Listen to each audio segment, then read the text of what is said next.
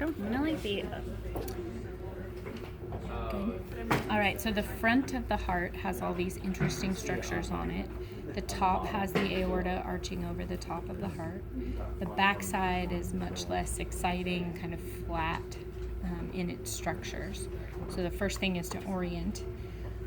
And then the spaces of the heart, which I could ask on the outside or the inside, are going to correspond with the quadrants of the heart. So this is going to be the left ventricle, right ventricle, left atrium, right atrium. Or I could take and open the heart, and then the same thing, left atrium, right atrium, left ventricle, right ventricle, and the wall of the left ventricle is significantly thicker than the wall of the right ventricle. So even if it's covered on the top, you can tell the difference in the ventricles that way. Okay?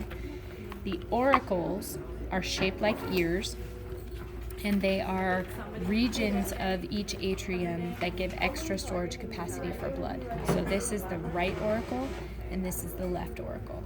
And if you open it up, you really are kind of isolating the auricles on this model, and you can see the little pockets with extra storage capacity for blood. So it's kind of like a closet to a bedroom, part of the atrium.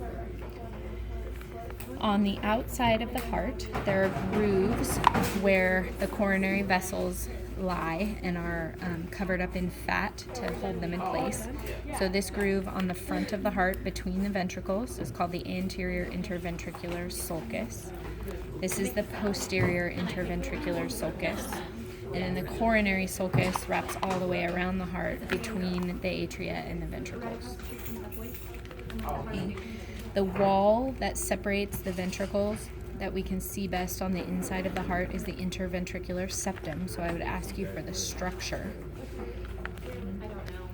The texture on the inside of the heart, on the walls of the ventricles, is kind of shaped like spongy bone, and it's called trabeculae carnae, meaty struts.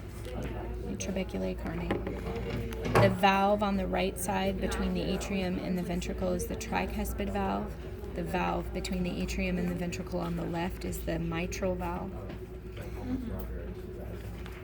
Connected to the cusps of each of those valves, so these stringy structures, are the chordae tendineae.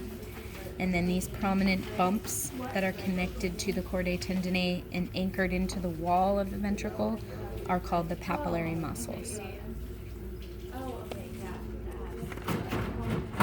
Then the pulmonary valve connects the right ventricle with the pulmonary trunk, okay, which I'll come back to in just a minute. And then on the other side, almost in the same position right behind it, from the left ventricle into the bottom of the ascending aorta is the aortic valve. You can call this the pulmonary valve or the pulmonary semilunar valve. You can call this the aortic valve or the aortic semilunar valve. This region of this blue tube is the pulmonary trunk of the pulmonary artery. It's blue because it's moving away from the heart. The blood is moving away from the heart toward the lungs to pick up oxygen. So the blue represents the oxygen content, not the direction of travel.